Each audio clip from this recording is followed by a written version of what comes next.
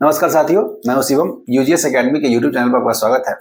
देखिए, आज हम लोग दरोगा का कल एग्जाम हुआ है 18/1/2026 को जो एग्जाम हुआ है उसमें जो करेंगे क्वेश्चन पूछा गया है उसको तो डिस्कस करेंगे ही, क्योंकि वो कल उसी के आधार पे आगे जो एग्जाम होगा उसी बेस पे क्या होता है, क्वेश्चन भी बनता है, उसी टाइप से क्वेश्चन भी बनता है।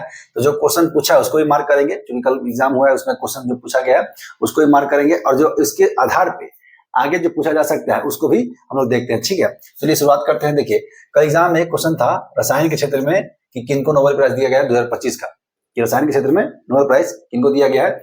उसमें ऑप्शन में ये था, उसमें क्वेश्चन में था कि इसमें से कौन शामिल नहीं है। याद रखिएगा, ये इस तरह से क्वेश्चन पूछ रहा है, किसमें इसमें कौन सा शामिल नहीं है। देखिए, इसमें कौन कौन था, इनको सुषुमा कितागावा को मिला है, रिचर्ड रॉबिन्सन है और उमर एम याजी है। तीनों को मिला गया है मेटल ऑर्गेनिक फ्रेमवर्क में कुछ काम करने के लिए के क्षेत्र में दिया गया इनको। ठीक है, तो याद रखिएगा कि रसायन के क्षेत्र में सुषुमा कितागावा, रिचर्ड रॉबिन्सन और उमर एम यागी को दिया गया। देखिए, ये तो एग्जाम में पूछ चुका है, कल पूछा है 18 तक एग्जाम में सेकंड शिफ्ट में पूछा था। देखिए, अगर उसके बाद देखते हैं, अगला देख लेते हैं, क्योंकि हो सकता है अब ये तो पूछा है तो हो सकता है इससे भी पूछे अगले एग्जाम में।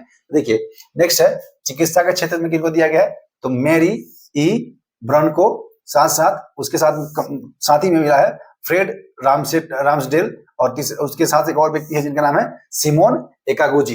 ये तीनों को मिला संयुक्त रूप से मिला है। ठीक है, और देखिए इसमें इनको क्यों दिया गया है, तो दिया गया है पेरिफेरल इम्यून टॉलरेंस की खोज के लिए, जो प्रतिरक्षा प्रणाली को नुकसान से बचाती है। ठीक है, अगला है, देखिए अगला है भौतिक के क्षेत्र में किनको दिया गया है, तो भौतिक के क्षेत्र में दिया गया 3 व्यक्ति हैं।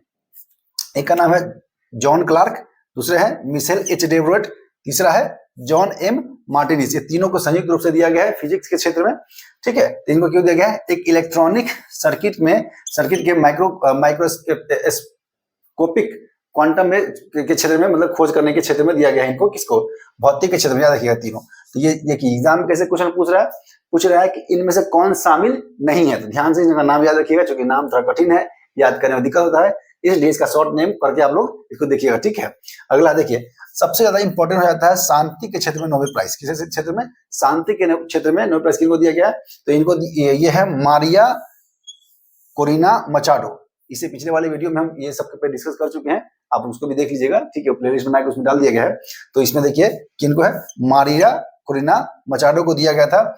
तानाशाही से लोकतंत्र के बचाव के क्षेत्र में जो काम कर रही थी, ये वेनेजुएला से संबंधित है। ठीक है, अभी हाल ही में क्या हुआ है, ट्रम्प के द्वारा वेनेजुएला के जो राष्ट्रपति है उनको कैप्चर कर लिया गया, उठा लिया गया है। ठीक है, अगला है साहित्य के क्षेत्र में जो मिला है इनको लास्लो नाहोकाई।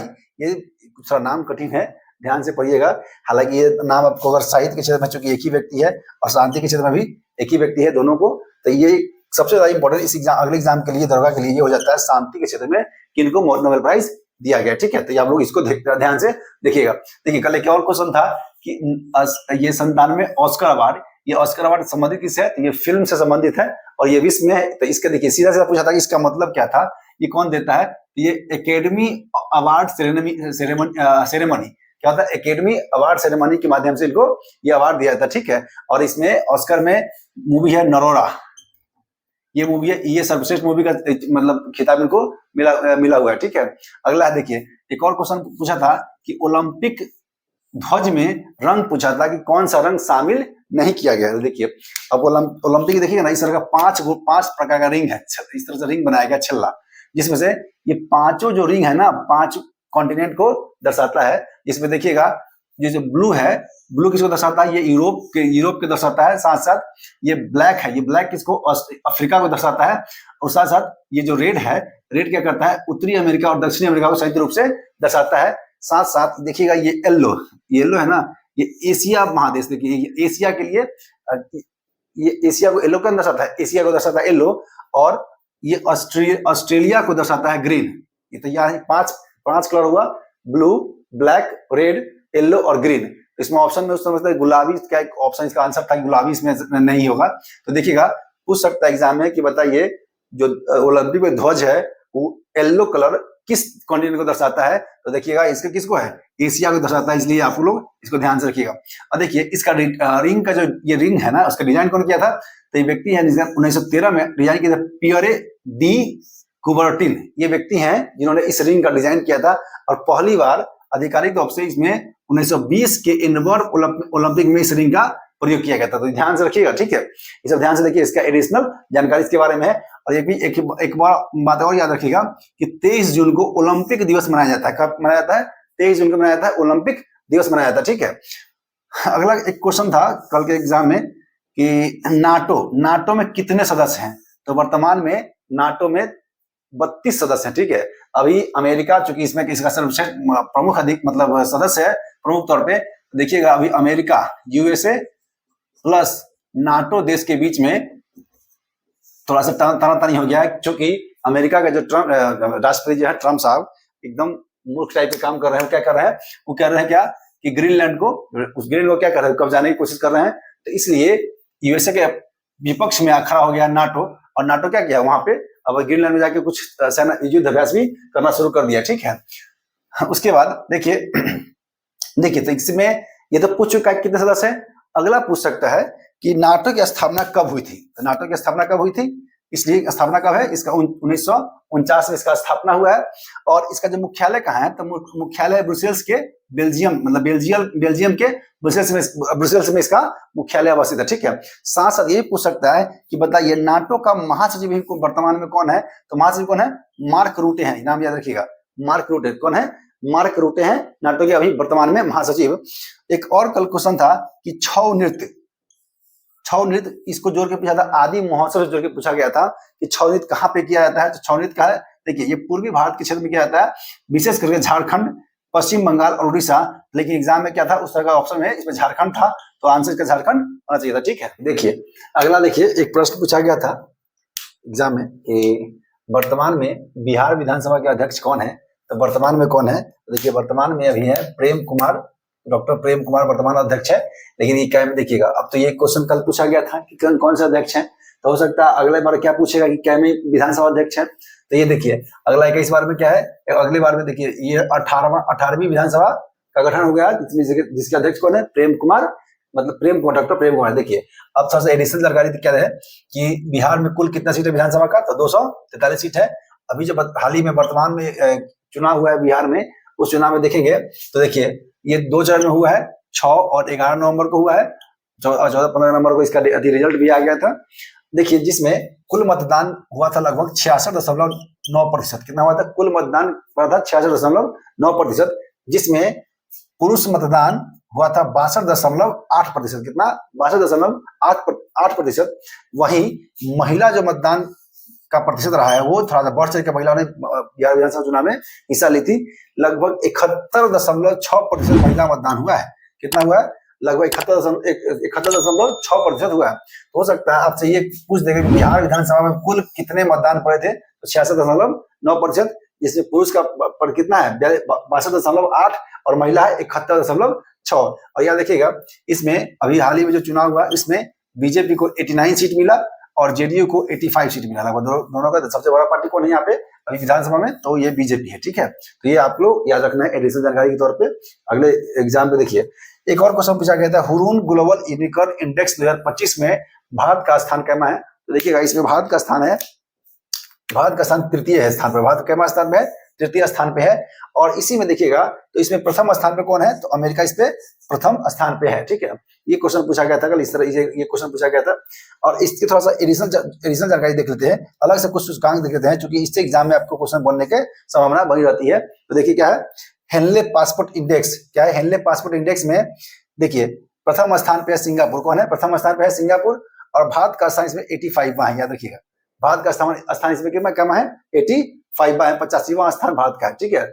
अगला है वैश्विक शांति सूचकांक में प्रथम स्थान पे है आइसलैंड, कौन है, प्रथम स्थान पे है आइसलैंड, और भारत का स्थान इसमें 115वां है। क्या है, भारत का स्थान कितना है, 115वां है। देखिए कुछ कल ग्रैंड मास्टर से भी एग्जाम क्वेश्चन पूछा गया था, जिसमें देखिए 91वें ग्रैंड मास्टर कौन बने हैं, तो सबसे ये युवा ग्रैंड मास्टर है राहुल वीएस, जिनका संबंध किस राज्य से है, तमिलनाडु से है, और तमिलनाडु चेन्नई। अगला है 90वें ग्रेड मास्टर कौन बने हैं? तो यह है इलाम पर्थी AR, इसका ये भी तमिलनाडु से संबंधित है। ठीक है, अगला है देखिए, अब एक थोड़ा सा महिला के बारे में देख लीजिएगा। एक 26वें महिला ग्रैंड मास्टर कौन बनी है? तो सरयू वेलपुला, ये बनी है क्या? 26वें महिला ग्रैंड मास्टर है और ये तेलंगाना वारंगल से संबंधित है। ठीक है, ये क्वेश्चन एग्जाम में पूछा गया था इससे, इसलिए आपको इस पे जानकारी दो बता दी है। ठीक है, अगला देखिए, अगला है, इससे भी क्वेश्चन पूछा था कल, साहित्य अकादमी से क्वेश्चन पूछा गया था, लेकिन उसमें पूछा इस समय था क्वेश्चन मिलाने के लिए कि मिला कौन, मैच द फॉलोइंग, इसमें कौन शामिल नहीं है। ठीक है, तो देखिए ध्यान से देखिएगा इसको। साहित्य अकादमी बाल साहित्य पुरस्कार 2025 में देखिए हिंदी के लिए किसको दिया गया है? हिंदी के लिए दिया गया है सुशील शुक्ला। कौन है? सुशील शुक्ला है। 1/12 के लिए इनको दिया गया था। उनके बाद अंग्रेजी के लिए है नितिन कुशलप्पा। उसके बाद मैथिली के लिए दिया गया है मुन्नी कामत को। मैथिली के लिए किसको दिया गया? मुन्नी कामत को दिया गया है। और इनका क्या रचना क्या है? चुक्का के लिए इनको दिया गया। किसके लिए दिया है? चुक्का के लिए इनको दिया गया। उसके बाद उर्दू के लिए दिया गया है, उर्दू के लिए गजनफर इकबाल को दिया गया है। ये इन्होंने लिखा क्या है? कौमी सितारे इन्होंने लिखा था। ठीक है, तो आप लोग को ध्यान से रखिएगा, क्योंकि एग्जाम के लिए बहुत इंपॉर्टेंट है, इसलिए वीडियो को पूरा देखिएगा, तभी आपको आगे समझ में आए। देखिए अगला क्वेश्चन ये पूछा गया था कि ऑस्ट्रेलियन ओपन में पुरुष एकल का खिताब कौन जीता है ऑस्ट्रेलियन ओपन का? तो देखिए इसका खिताब जीते थे जेनिक सिनर। ये तो एग्जाम में कल क्वेश्चन था इस तरह का कि ऑस्ट्रेलियन ओपन का पुरुष एकल कौन जीता है? तो कौन जीता है? ये जेनिक सिनर। तो हम लोग देख लेते, तब हम लोग विभिन्न ओपन, जो भी लंदन ओपन होते हैं उसको देख लेते हैं, मतलब जो भी ये ओपन होते हैं उसको देख लेते हैं। देखिए तब महिला एकल में ये ऑस्ट्रेलियन ओपन में कौन जीते हैं? महिला में मेडिसन की जीती है। क्या है? मेडिसन की जीती है। उसी टाइप से एक फ्रेंच ओपन होता है। क्या है? यह फ्रेंच ओपन है। तो फ्रेंच ओपन में पुरुष एकल का खिताब कौन जीते हैं? ये जीते हैं कार्लोस अल्कराज जीते हैं। कौन जीते हैं? कार्लोस अल्कराज जीते हैं। और महिला एकल खिताब जीती है कोको गॉफ जीती है। कौन जीती है? कोको गॉफ जीती हैं।